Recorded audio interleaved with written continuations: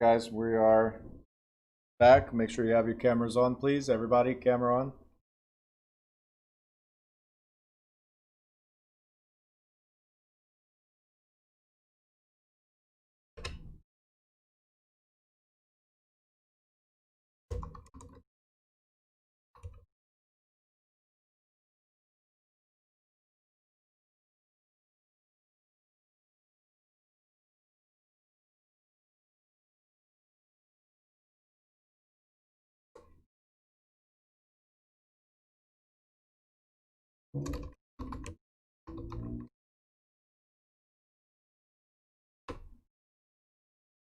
All right, let's see.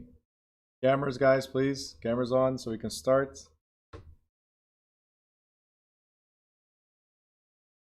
YouTube, I think. Good. If anybody's watching on YouTube, let me know that you're there. Any questions you might have, you're always welcome to chime in. All right, so Zoomers, let's go over this. We have chapter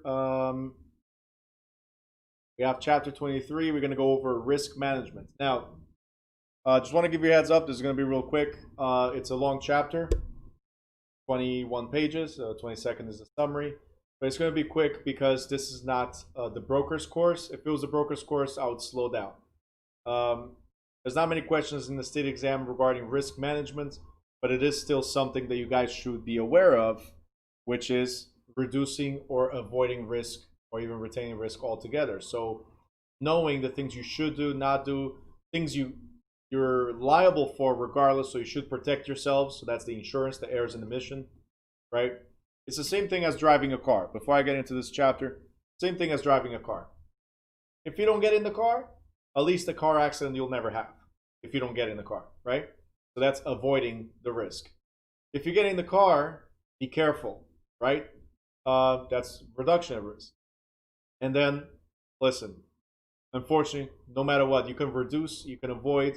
There's always a chance of getting into an accident, unfortunately. You got to have insurance, right? And that's the things we're going to talk about in this chapter when it relates to real estate, right? So again, it's not the most heavily tested, right? It's not the most heavily tested, but you guys should know some basic stuff. So risk is what? Is the chance of losing something. Its two dimensions are the probability of occurrence and the extent of exposure to monetary or non-monetary consequences. Some risks are related to judgments and decisions, and the real estate licensee, who makes numerous complex decisions every day, faces a high degree of risk potential. Risk management is then a structured approach to dealing with uncertainties and consequences of risk. Real estate practice, the aim is to reduce risk to an acceptable level through anticipation and planning, right? So again, just like driving a car, to an acceptable level, right? We reduce as much. We get insurance, we're careful, but there's always the possibility. So we can avoid, reduce, transfer, or embrace for it. Retention, okay? Now, the four well-established strategies for managing risk are avoidance, that means we eliminate. Reduction is mitigation and sharing.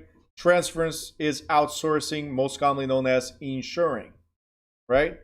And retention is acceptance and budgeting for that. Not all of these strategies are always possible or available, but a real estate firm or licensee who fails to make a conscious effort to employ one or more of them increases the likelihood of loss from the many potential risks that are present in the real estate business.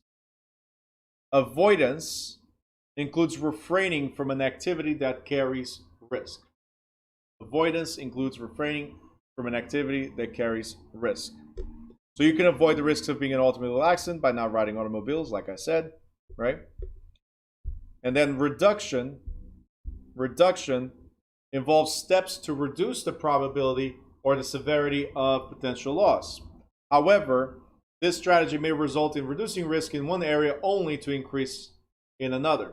A familiar example is a sprinkler system, right? It dispenses water to reduce the risk of fire, but at the same time, there's risk of water damage.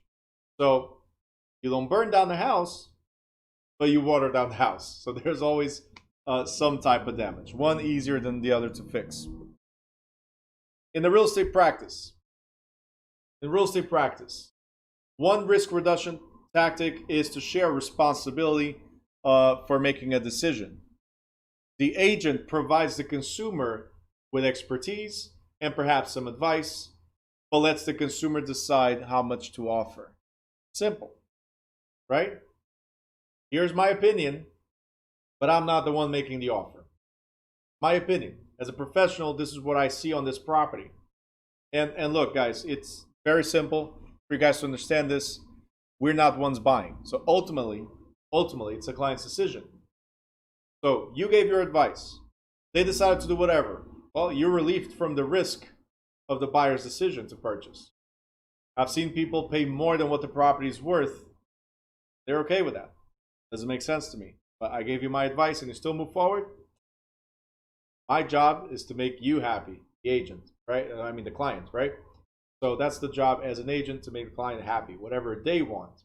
We'll give our advice. And if later on they're like, oh, but Bruno, I got into a house that I couldn't afford. Later on I can tell you, yeah, I told you that. You still decided to do whatever you wanted. I'm not liable for it. I did my best, right? But some people, there's no way of convincing them otherwise. Transference is passing the risk to another party by contract or other means. An insurance policy is a common example, right? So a transfer of risk is, look, it's going to cost me $20,000 to fix my car and your car, as an example, right? $20,000 to fix if we get into an accident. Instead of paying the whole thing, I pay a premium, and then the insurance covers the fixing of the car. If there's bodily damages, so there's injuries, insurance will cover those injuries instead of $100,000 out of pocket. That's transfer of risk. We pay a premium in order to transfer that potential risk. In the real estate business, we do this by getting an errors and omission, or we call it E&O, insurance policy. This is the same as medical malpractices for professionals. Okay, so errors and omissions, insurance, transfers. Retention of risk, right? It's embracing for it. We know that we've reduced the risk to one point that we cannot reduce anymore. So we know it's going to happen. And we have to take full responsibility for consequences. So this, in effect, is called self-insurance, and the only strategy left when risk cannot be reduced or transferred, and one has decided to avoid it because desirability of potential benefits. All right, so those are the 4 methods of risk management. How can we reduce our risk? Well, very easy. Educate yourselves, grow, right? Self-growth or self-education is something that will always take you to a point where you went from, oh, I didn't know, and wow, I got to pay for this, to now I know, and I choose if I want to pay for this or not, right? See, most of you being here in class, you already understood things that can do and cannot do, right? Whether you do it once you're out there, that's a different story, but at least you know, right? At this point, there's nobody here that can say, I did not know. Before the class started, right, a couple weeks ago, maybe you could have, even though ignorance of the law is no excuse, maybe you could have some defense because, hey, you're not expected to know, right? That's the play that we would do in court. Not my job to know this stuff. It's the home inspector, not me. It's the realtor, not me, right? Stuff like that. But now that you know, it's very difficult for you to say, hey, I know I did this, but I didn't know. It's very difficult, right? Education improves you're improving yourself with knowledge, right? Therefore, you have a better stance, act on certain things. So, education. Step number 2 of risk management and reduction, disclosure. If you guys remember in previous chapters, and I know I'm not going through this, I will, but if you guys remember in previous chapters, from agency to professional practices to contracts, listings, and all that stuff, the key to avoiding risk is disclosure. So anything that you know, You must disclose, right? There's environmental issues that you see in the property, disclose, right? There's a crack in the foundation, disclose. The buyer could not afford the house, the mortgage was not approved, disclose. The seller cannot clear the title, disclose. As much as you disclose that material fact that could affect the transaction, right? Material fact, as much as you disclose, the more you disclose, the lesser risk you'll have on your end. Simple, right? And then to protect yourselves, this is key. To protect yourselves, proper documentation. Don't just disclose, put it in writing. Okay, documentation, record keeping. And this is why, as much as a lot of people argue with me, Bruno, why don't you call, right? I want to have it in writing. A call is a call, but doesn't show what I said or what you said, right? I want to have it in writing. Can I get into a call with you? Sure. But what do I want to do right after? Send you a message, an email, a text message. Hey, based on our phone call, this is what we spoke about. Based on our meeting at the restaurant, at the cafe, at the real estate office, at the insurance office, at the whatever office. Based on our conversation, this is what we spoke about. And then if the other person does not reply to that, then they agree. It's something called silence is acquiescence. That means they acknowledge that your statement is true. Do you guys understand? So documentation, record keeping is key in this profession. And then, of course, insurance. All right? The reason why most of the times, and it's funny, I just had this conversation yesterday. The reason why most of the times people don't like to mess with me that much is that I have proper documentation of everything, right? Any potential lawsuit against me, any potential lawsuit, I have clear documentation of almost everything I do. Look what I'm doing right here. These classes are live, being recorded, and on YouTube being recorded and available. If anybody ever says, well, Bruno, you did this or you failed to do that, I'm like, okay, when was that? Let's go to YouTube channel right now and see which day it was at and what minute of the conversation was. It's right there. You see what I'm saying? Nothing to hide. I keep everything properly documented. I have nothing to hide. If you guys take this strategy, it's the only thing you take from this chapter. Is this strategy for everything in your life, right? You'll have an amazing life because nobody can sue you.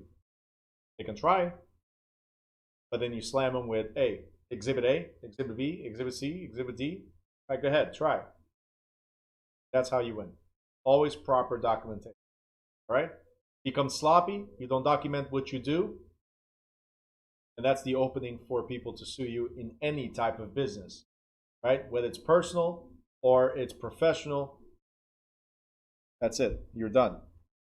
So, like I said, education is the first line of defense because the more you know, less mistakes you'll make. Because now it's a choice versus ignorance, right? And by the way, ignorance, I'm not calling you ignorant. Like a lot of people get offended. Ignorant means you don't know about something, right? So now it's a choice versus ignorance, meaning you did not know, and now you know, and you still choose to do something, right? That's where the risk will come up. If you stop doing it, then you reduce your risk by having knowledge. Okay. Next page. We have here, by insurance that all parties have the information, so disclosure, have all the information they're entitled to. Proper disclosure reduces the risk that clients and customers will accuse a licensee of misleading or inducing them to make a decision with incomplete information. Further, laws in every state require disclosures of one kind or another, so material facts must be disclosed. Disclosures may be made in writing or verbally, or may or may not require written acknowledgement from the receiving party. Required disclosures includes agency relationships, property conditions, duties and obligations, personal interest in the transaction, and personal interest in referrals. We already went over all of these, but I would like to know from you guys real quick, What type of agency relationships can we enter into? What type of agency relationships can we enter into?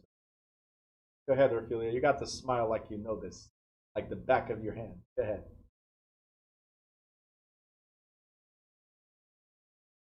She's like, ooh, I remember that one. Go ahead. What type of business relationships can we enter into?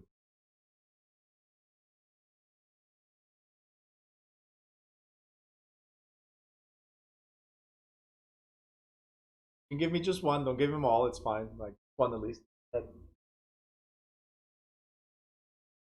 We talked about it 3 times already. This is the 4th time we're talking about it. Different chapters.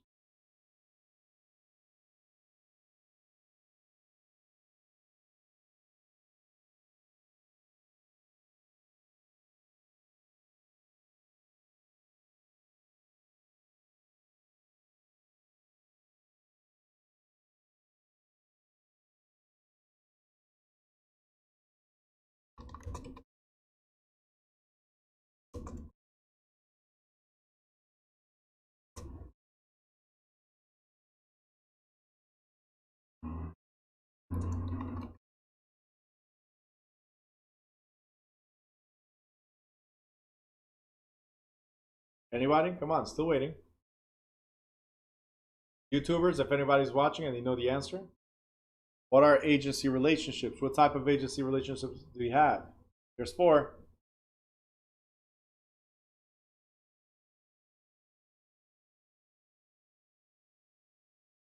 Same question over and over. Maybe it's important. I'm not sure. Lydia, what's the answer? Danny, what's the answer? Come on. Lula, you definitely know the answer. I know you're typing it. Marta? Go ahead. Bernard, Denise. Denise definitely knows. She's just hiding somewhere. All right, we got some answers here. Okay, so Belanda. Those are duties and obligations. So I'm going to go to that one in a second. Right now, agency relationship. Let's see what we got in the answers here.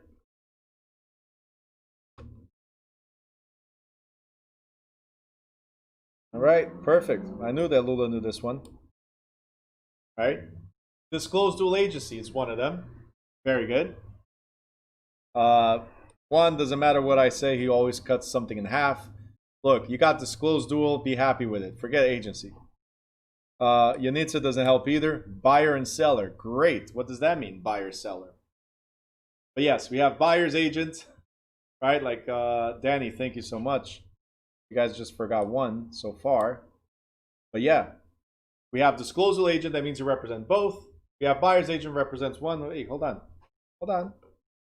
I'm reading. Let me give some time to Danny here. All right, Mr. Bauer. Hold on. All right. So disclosal agent, we have buyer agent, and we have seller's agent. So represent the seller, represent the buyer, or represent both. Correct. And then Daniela jumped in to say transaction broker. This is the 4th type of relationship we can enter into, where we do not represent the seller, we represent the transaction. Guys, gotta remember, when somebody asks you about agency relationships, the types of business relationships you can enter into, it's always these 4. Seller's agent, buyer's agent, disclosed, that means they know, dual agency where you represent both, or you don't represent anybody, you're a transaction broker. That's it. These are business relationships or agency relationships. Okay? So agency means employer-employee relationship. Who hired you? Seller, seller's agent. Was it the buyer, buyer's agent? Was it both of them, disclosal agents? Or neither one of them, transaction broker? Right? These are the 4. Now, Belanda from YouTube, I'm going to go with what you said. Belanda wrote obedience and caring, right? So those are duties or fiduciary duties and obligations. Does anybody remember What are the other duties? So we already have from YouTube. We already have obedience and caring. Does anybody remember the other ones? So Lula jumped in with the acronym. Perfect. So what else is missing? We got obedience. We got caring. Loyalty. Perfect. Accounting. Perfect. Tiana, I love you too. Oh, that was not for me? We don't have to love our clients, okay? Look at that. I even messed up something here. Hold on. That was too. All right. So I don't think this is a fiduciary duty we have. It's not an obligation for us to love our clients. All right. That was too funny. So care, obedience, accounting. The L stands for loyalty. Okay, loyalty, right? Disclosure, right? You just made it. Yeah, I know, Shanice, that was nice. Yana, you just made it feel like, hey, could I list your house? Right? Get down on one knee. Can I list your house? Here's a ring. I love you, seller. I love you, buyer. Oh, you gotta love what you do.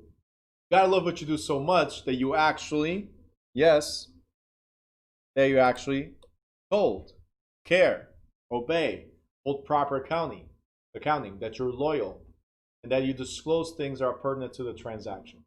Okay? So very, very important. Code. These are fiduciary duties or obligations.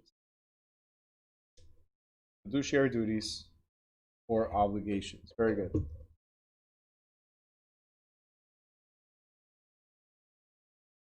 All right. Next.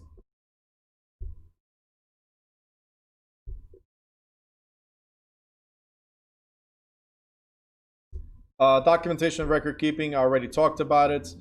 So one of the things that we can use as documentation is policy, procedure manuals, the standard forms that we use, communication records, transaction records, contracts, accounting, and other important documents. So keep paper trail of everything. So your office should have some type of policy manual, something written, uniformly enforced within the company, right?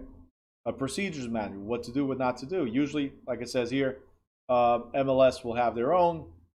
Your software that your company uses or not will have their own, but then the company should have a basic form or manual for procedures as well.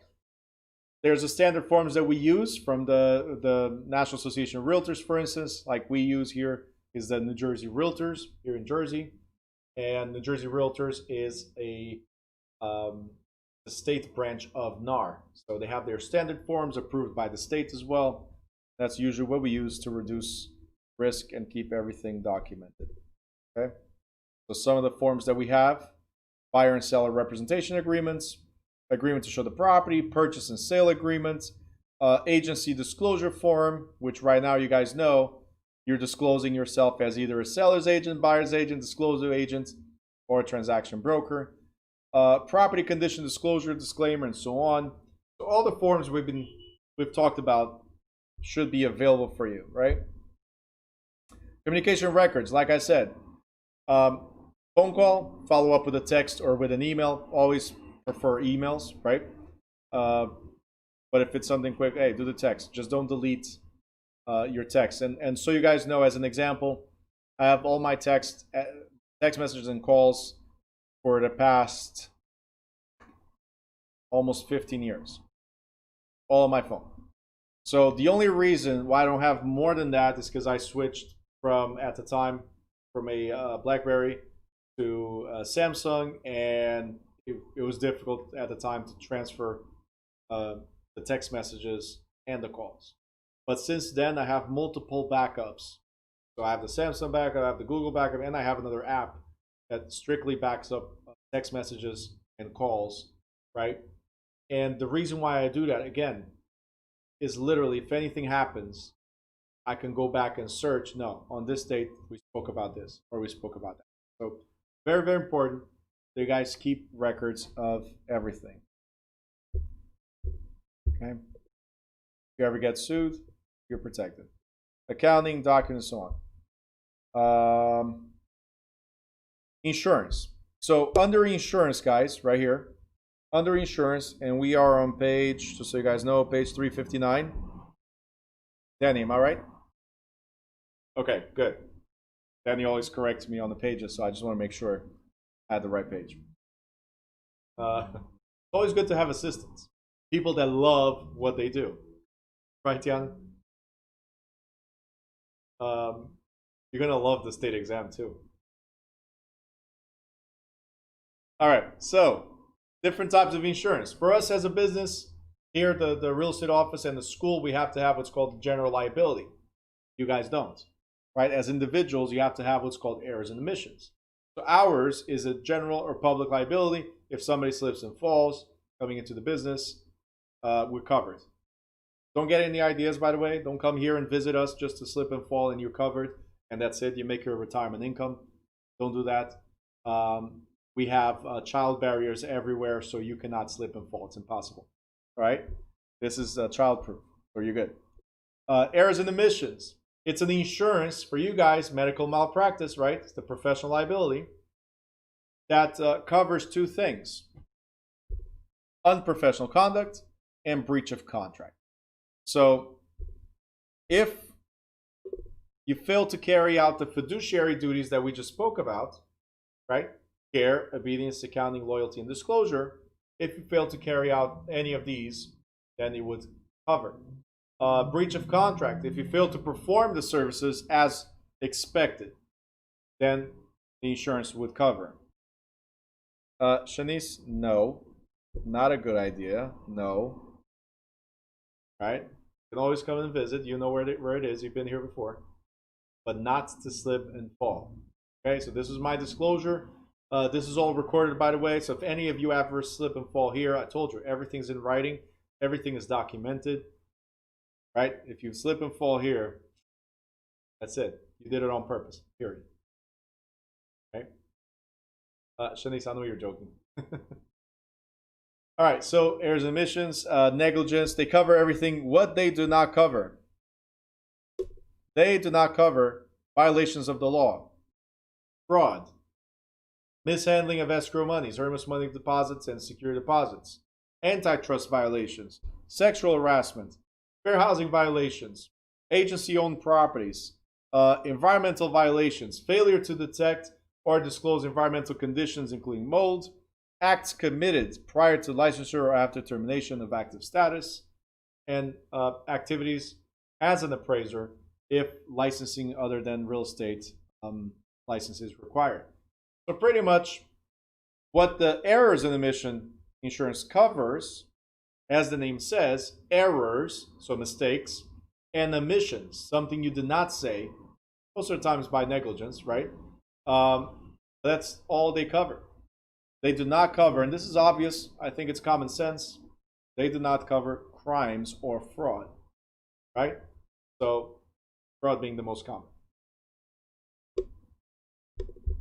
There's fire and hazard insurance. I'm sure everybody knows what this is. Flood insurance, common sense.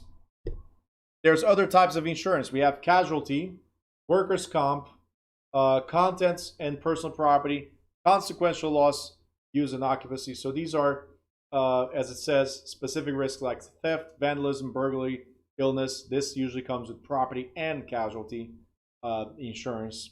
Workers' comp is for the business. For instance, we provide workers' comp for our agents while you're out there conducting business on our behalf. If you slip and fall, so there's errors and omissions, right? There's errors and omissions, which is you make a mistake. Workers' comp is if you slip and fall during the business, you're covered. Contents, it's whatever's in the building, so it's not for you, it's the business, part of liability. If the business has losses, this is called consequential loss, use and occupancy, surety bonds, and so on. All right? Give me a thumbs up if you're good so far. Great.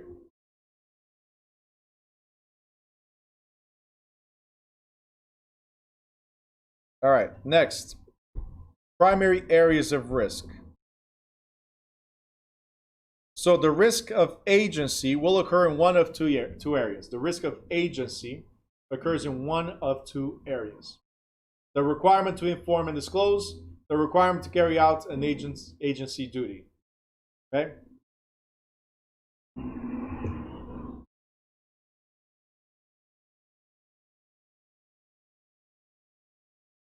What is the requirement to inform and disclose, guys? What do we have to inform and disclose? Do you guys know?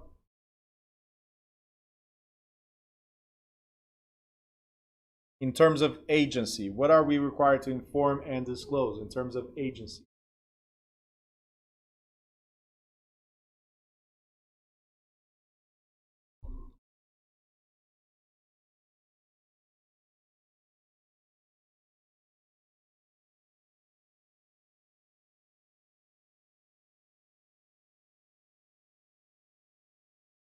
Our role and fiduciary, not judiciary.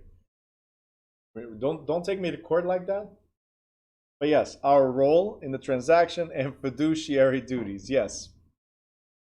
All right, perfect. So we have to disclose the type of role that we have. Are we the seller's agent, the buyer's agent, disclosure agent, or transaction broker? And what can they expect from us? See, I was talking about lawsuits not too long ago, and Lula just goes, judiciary duties. Yep, we're taking you to court. So disclosure requirements. You might have to disclose verbally to other licensees on initial contact, the status. Disclose verbally to the buyer and seller before providing real estate services, right? Confirm that disclosure in writing. So that's depending on the state, right? Here in New Jersey, for instance, you have to have it in writing before signing a listing agreement or presenting a purchase offer, right? And getting a signed receipt indicating that written disclosure has been made. So we need to confirm that the seller and the buyer understood who we represent or not, right? So verbally, we must inform them. We must put it then in writing as soon as we see them and have them sign that they acknowledge that disclosure was made.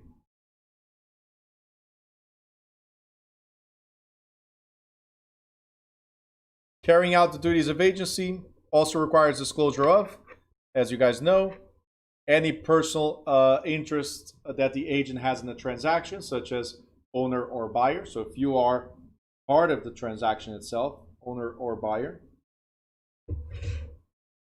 Personal benefit that you'll have from this service referral. Required property and market information. Information about customers that a client is entitled to have, and so on. So disclose, disclose, disclose, and maintain your duties. What are your duties for all the parties? We covered this not too long ago, chapter 20. We have to be honest and fair to all the parties and have a reasonable degree of care and skill, and then proper disclosures. So to all the parties, whether they're clients or customer. For clients, it's that cold right there, right? Care, obedience, accounting, loyalty, and disclosure. These right here, care and skill, go hand in hand, right? So they actually, you need to care enough to develop skills and do your due diligence, so don't be negligent, right? You need to be loyal, obey lawful instructions, keep things confidential, so that's part of loyalty, and then full disclosure. So the acronym to clients is going to be always COLD. Care, obedience, accounting, loyalty, and disclosure.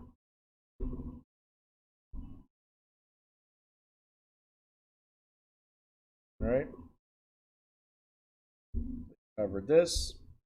Conflict of interest, confidentiality. Property condition, you guys know you have to disclose everything. Go to page 364.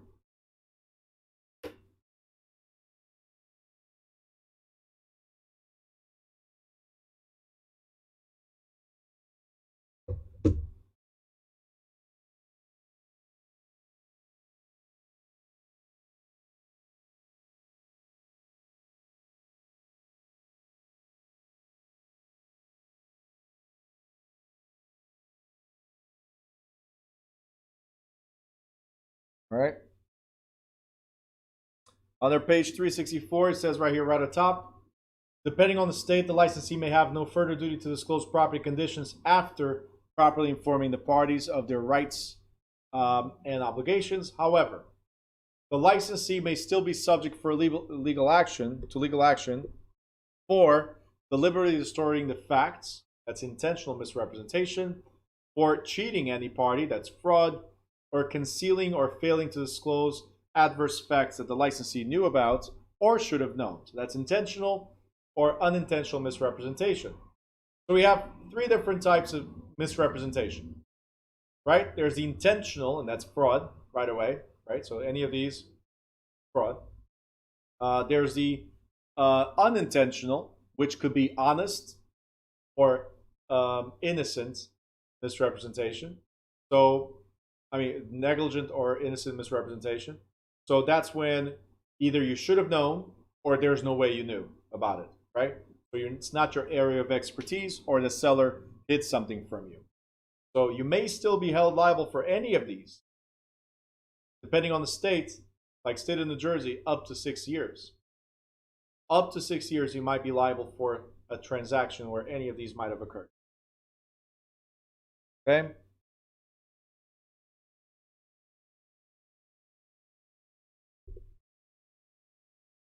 Lead-based paint, you guys already know, and other disclosures like termites and so on, soil tests, you guys already know you have to disclose these things. Right? CMAs, you got to remember that CMAs, Country Music Awards, can never be represented as appraisals, right? Now I got your attention. CMA is called comparative market analysis. You can never call it an appraisal. So you got to be careful, because we don't do appraisals. We do valuations or estimates of value. At the moment you say appraisal, which kind of like is the same thing, it's a valuation or estimate of value. But the difference is one is performed by a third party, not related to the transaction, and that third party is licensed to do appraisals only, so professional.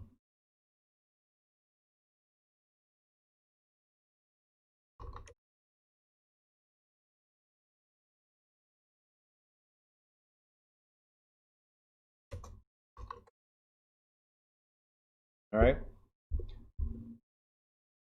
Estimate closing, guys. Yesterday we went over this, how to estimate closings, and pretty much what happens at a closing, the prorations, if you guys remember, adjustments, 360 or the 365 method. Just a quick recap.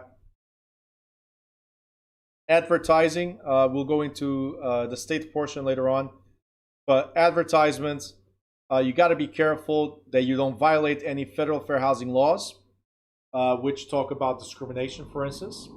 You got to be careful in advertisements that you're not creating any type of misrepresentation, like amazing blue house and the house is green, as an example. This is just a ridiculous example, but you understand the point, right? You cannot make any promise that might cause a person to enter into any contract or agreement when the promises is one that the licensee cannot or will not abide by. Making continued and blatant misrepresentations or false promises through affiliate brokers, other persons, or any advertising medium. And also misleading information or untruthful statements in advertising. For instance, using the term realtor. Once you pass the state exam, are you guys become realtors? Is that what it is? As soon as you pass the state exam, you guys become realtors? Anybody?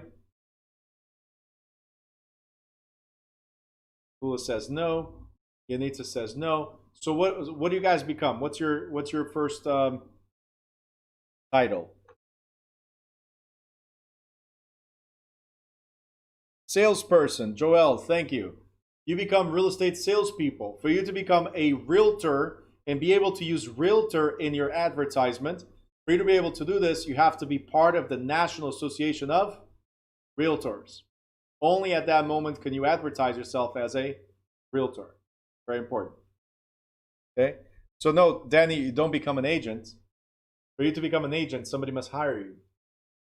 You are a real estate salesperson. You're only a real estate agent. Somebody hires you. Got it? Let the baby be.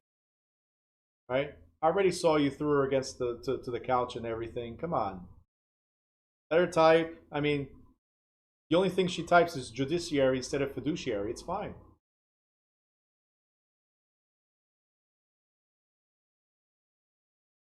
I know you guys cannot see all of the screens, but I see everything that happens, right? Literally, yesterday, she was smacking the baby with a pencil. Today, she threw the baby on the couch. Like, geez. Parenting nowadays, right?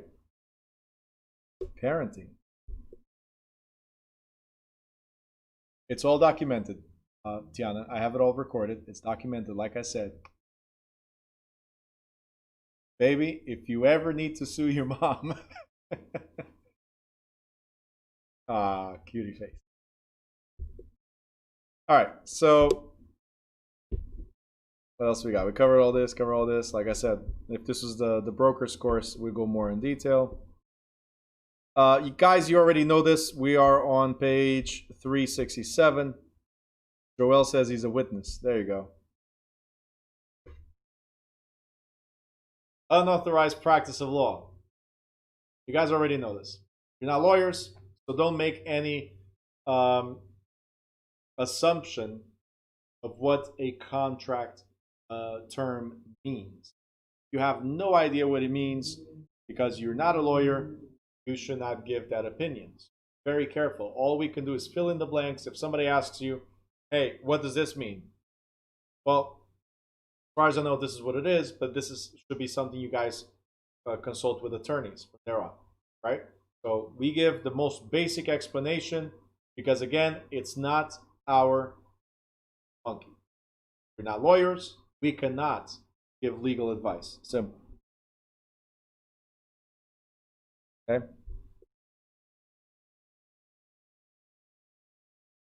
All right, answer questions. Steering, we talked about it. Listing agreements, offers. All right, real quick. On page 368, we did talk about this before. At the bottom of page 368, we talked about Sherman Antitrust Act, and we talked about Clayton Act. This is when we were talking about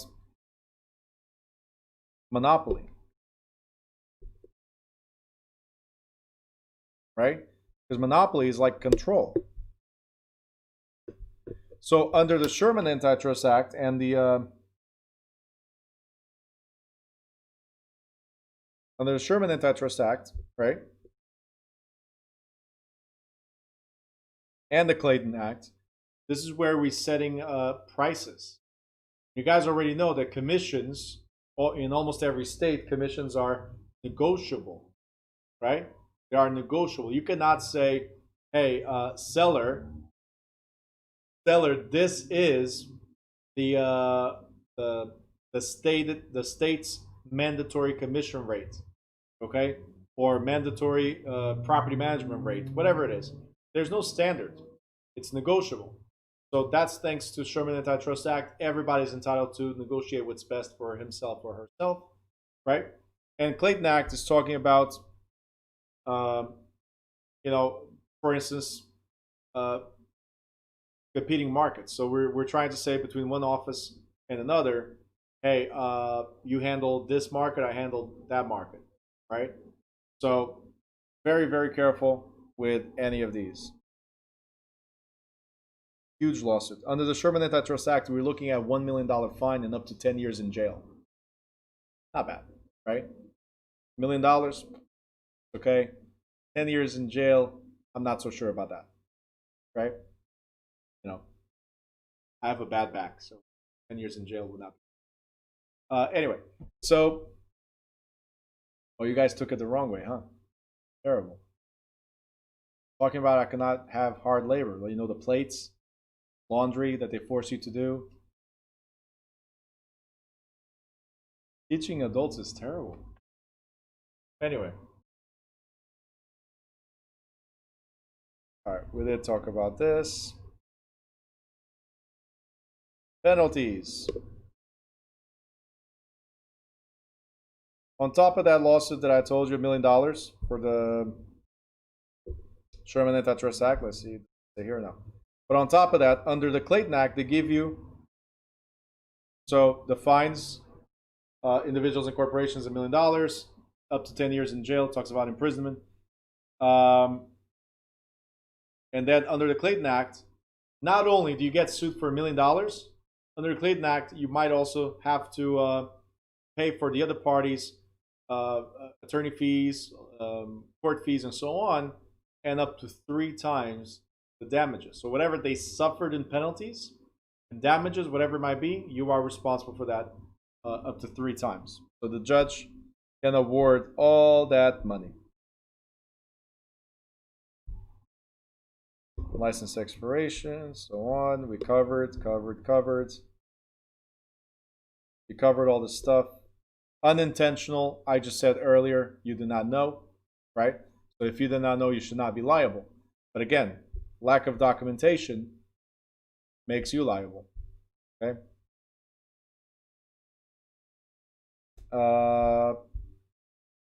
Page 371. Risky areas of unintentional misrepresentation could be, for instance, making and reporting measurements, describing the property, offering opinions about the future growth and development of a neighborhood, making declarative statements about the presence or absence of hazardous materials. So this is unintentional because it's out of your control. It's other people's information or whatever is accessible to you, and you're not supposed to be the one that knows about it, right? Property. I'm not the one that's supposed to know the property. The seller is, right? Example, the growth of the township. That's the, if you guys remember, that's the master plan. So I'm going by whatever the master plan says, right? Now, the risks of unintentional misrepresentation can be reduced if an agent learns to measure and calculate the errors accurately, relies on measurements reported by others only with extreme caution and specific disclaimers, refrains from exaggeration. People do this all the time, right, Danny? They exaggerate the description of the property, right? Huge rooms, right? When you see pictures, there's this guy, this realtor, it's unbelievable. I was talking to Alex, so Danny's brother, the other day here. We were talking about this one realtor. It's the funniest thing. His pictures, when you look at it, the house is huge, right? After 3 listings by the same guy, showing to my client, 3 listings by the same guy, I said, you know what? Whatever we see is not what we get. These rooms are tiny. I can guarantee you. You want to go see the property? Let's go see the property. I'm giving you a heads up. Oh, but they look so big. Yeah, that's the angle. Bless you. It's the angle. It's the Photoshop. It's the lighting. Everything is beautiful. Makes huge rooms. You get there, you can barely walk in, right? So, exaggeration, right? And I show the property by this particular realtor where I guess because he's used to dealing with investors, so the buying, fixing, and flipping and all that, I think he just copies and pastes the description as he goes. So this particular property, according to the description, had central air during the renovation, central air. We went to see the property and with my client, and we went to see the property and we're like, it looks like they're done. So are they going to install the central air later? Because I don't see any ducts. I don't see anything here that could, lead us thinking that there is central AC, right? So then we put in an offer. And just to protect, in the offer, I said, per listing agreement, right, per listing, seller is to conclude the HVAC installation. Seller is to repair these things, whatever or not, right? Whatever I found, I put in the contract right away, up front. I know attorneys are supposed to do this, but I didn't want to waste time with the attorneys. Can you believe they accepted the contract? Right? They did. And then I'm like back and forth text messages with this realtor, and I'm like, listen, you do know there's no, I didn't see any HVAC or any potential installation for the HVAC. Oh no, this house does not have HVAC. Okay, can you go back to the contract that I sent to you and go back to your listing where it says that you agree that your client will do this, will do that, and it's per listing agreement? Oh my God, that was a typo, That was it. We canceled. So nobody paid attention. Listing, nobody paid attention to contract. And if we were to close, guess what? Seller would have to install the AC, the HVAC unit, I'm sorry, and most likely sue the realtor for misrepresentation. You guys understand this? Do not copy and paste. Don't do cookie cutter type of things. Don't do it. Be original in every single listing. Just saying. Right? They could sue the broker, the realtor and the broker. Yep. Guess that's why the broker is no longer a broker. He even decided to move to a different state. He's like, I'm out. Right? All right, Danny, you know exactly what I'm talking about. Anyway. All right. So, intentional. I already covered this. Intentional is fraud. I mentioned this earlier. Intentional is fraud. You knowingly conveying false information. Right? And, guys, RESPA. Real quick. You guys should know this by now. What is RESPA?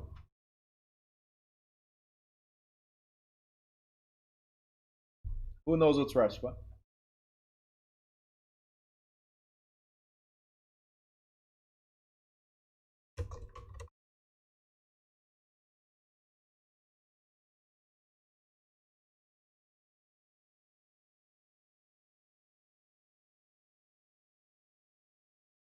I mean, you guys don't have to fight over who answers first. I know some of you are like, should I not, right?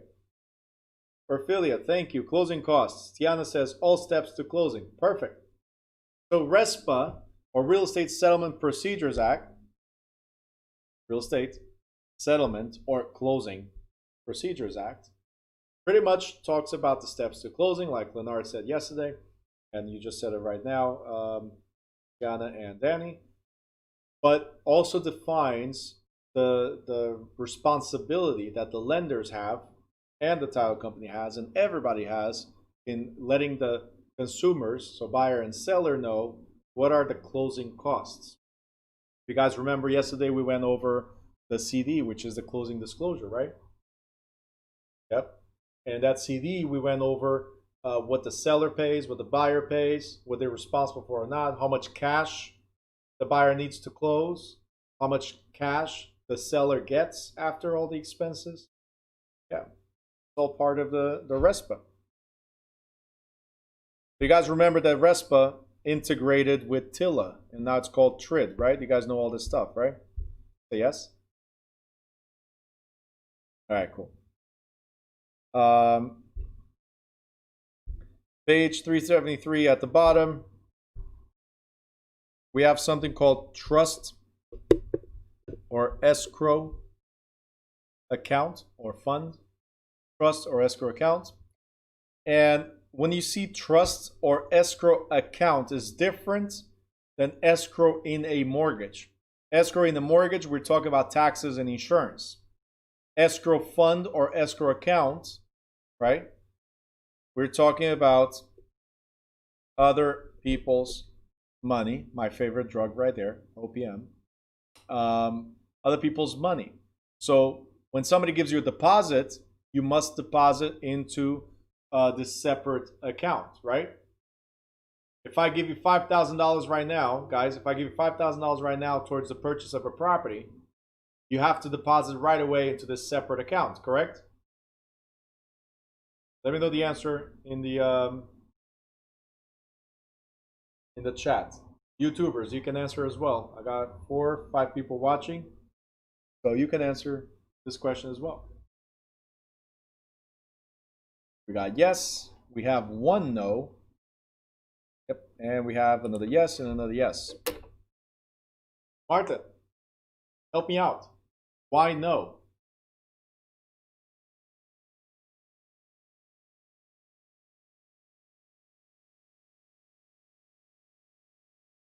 Aha.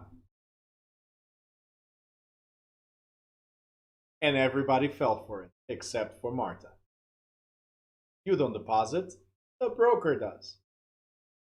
I give you the money, you're supposed to run to your broker because you have no access to this escrow account. Broker, And by the way, right, Marta answers and runs away. Okay. I got one right.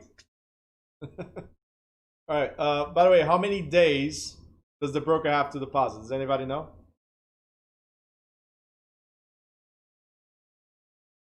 Close. Very close.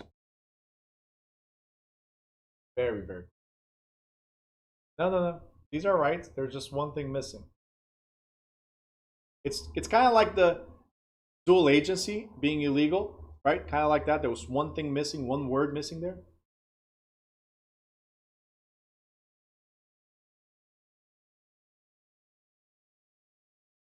Yep. It's 5 business days. Yep.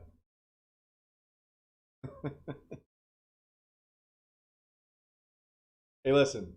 To make money, spelling is not the issue. Definitely not. All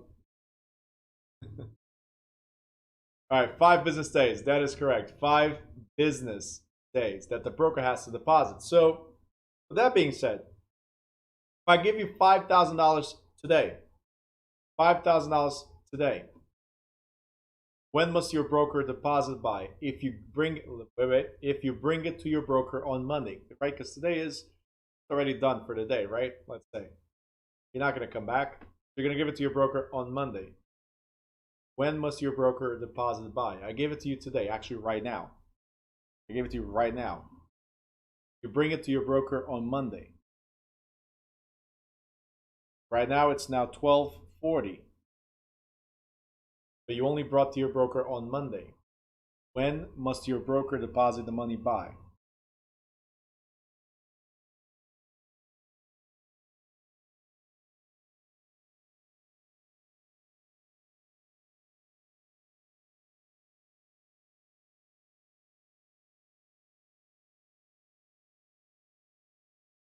All right, Alini said Monday.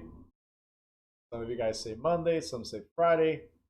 Thursday, I have no idea how that got there. And Joel says, we have until Friday to deposit the check. I give you cash, my man. Your cash. But you're right. Until Friday. Guys, we're coming up with new words. There's a new dictionary out there. We have business. We have Friday. Don't forget at the end. Right? That's it. New dictionary. That's it. We have the real estate language of New Directions. That's it. So, guys, today it's 12:40, so it's still a business day. If I gave you the money, right? Notice to agent is notice to principal. So what does this mean? If I gave you the money, then pretty much it's the same as me giving to the broker. If you bring to your broker on Monday, well, time started ticking on Friday, right? So Friday counts as a business day. Friday counts as a business day, right? So you have 5 business days. Do the math. When is the next business day they have to deposit by? This is what you have to think. Are we on a business day already or are we not? If it was after hours, then it would start counting on Monday, right? Because today's a business day, so it's Friday, Monday, Tuesday, Wednesday, and who said Thursday? Okay. So, because today still counts, I told you specifically it's 12:40. It's 5 business. It doesn't matter when you bring to your broker, you received it, so did your broker. If you delivered on Thursday, that's your problem. The broker has the same day to deposit. Okay? Joel says, I'm going to sue. Everything's recorded. There you go. All right. So, Alini, you wrote Monday. It's totally fine. Everybody here had different opinions. I just want to make sure you guys understand. 5 business days start counting from the moment you receive it. If today is still within the business day, it still counts. Okay? So Friday, Monday, Tuesday, Wednesday, and Thursday. If it was after business hours, it would start counting on Monday. So then it would be Friday, right? Whenever you receive the money, that's when it starts counting. Okay. So back to this. we just covered proper handling of the money and all that stuff. If you do not deposit within the right amount of time, after 5 business days, it becomes what's called commingling.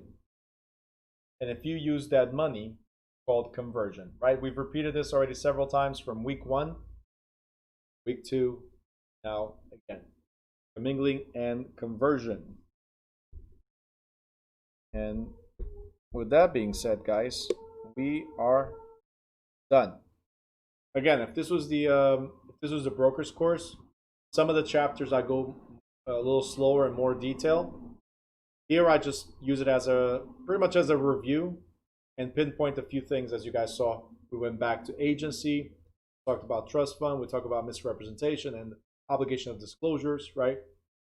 That's pretty much what we do in this chapter for the salesperson course.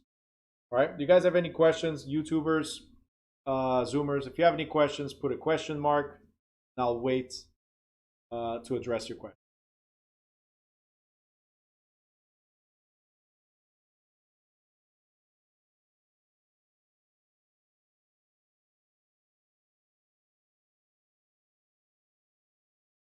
All right. Okay, guys, I don't see any questions coming through. So, with that being said, today is Friday, right? So tomorrow we have an extraordinary day. We're going to have 8 hours of class to catch up, right? Tomorrow. Then a little bit on Sunday, right? All right, so guys, I wish you an amazing weekend. If you guys have any questions, reach out to me today, tomorrow, Sunday. It really does not matter. Reach out to me. I'll answer your questions. Make sure you are studying because we're in the final run. Got 7 chapters to go. So from 24 to chapter 30 plus math. Got 7 chapters to go. We're almost done, right? Make sure you guys are using the Quizlets that we created for you guys. Make sure you guys are using the review questions at the end of each chapter, right? And watch the replay as many times as you have to. Everything is available for you guys. Take advantage of that over the weekend. I'll see you on Monday, all right? 10 o'clock in the morning on Monday. Have an amazing weekend. Thank you, guys.